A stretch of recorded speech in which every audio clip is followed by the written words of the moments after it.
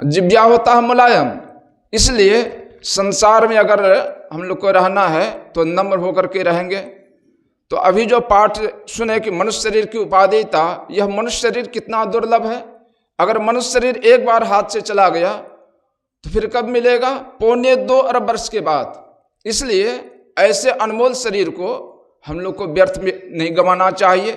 पूज्यपाद संत शिव जी महाराज एक कहानी कहते थे कि एक महावत हाथी को लेकर के गया स्नान कराने के लिए। वहाँ अच्छी तरह से स्नान करा करके जब ला रहा था, वह हाथी जो है अपने सूंड से जो है अपने शरीर पर धूल लेने लगा। लोग पूछते हैं महावत से कि महावत जी, आप तो हाथी को अभी स्नान करा करके लाए हैं, फिर यह हाथी अपने शरीर पर धूल क्यों लेता है?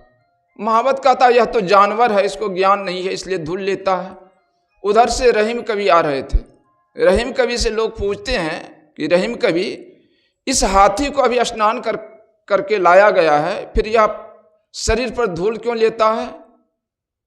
रहीम कवि कहते हैं, धूल धरत निज शीश पर, कहो रहीम कही काज, जेहि रज मुनि पत्नी तरी, सो खोजत गजराज। रहीम कवि कहते हैं यह हाथी जो है अपने शरीर पर धूल नहीं लेता है, बल्कि वह चरण रज को खोजता है कि जिस चरण रज से गौतम ऋषि की पत्नी अहिल्या का उद्धार हुआ था, वह वही चरण रज को खोज रहा है।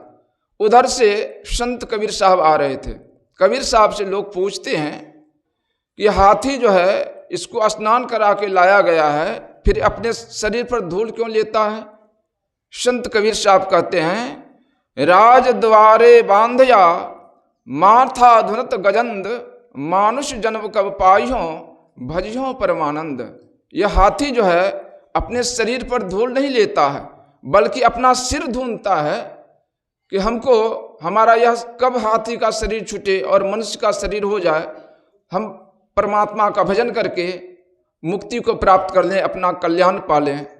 तो हम लोग को अभी मनुष्य का शरीर मिला हुआ है। ऐसे शरीर पा करके हम लोग को विषय के आनंद में नहीं लगाना चाहिए और ऐसे उत्तम शरीर प्राप्त करके अपने को शरीर और संसार के बंधन से छुड़ाना चाहिए। इन्हीं शब्दों के साथ मैं अपनी वाणी को विराम देता हूँ। श्री सद्गुरु महाराज की जय। श्री सद्गुरु महाराज की जय। बहुत ही सुंदर, बहुत ही कम समय में मनुष्य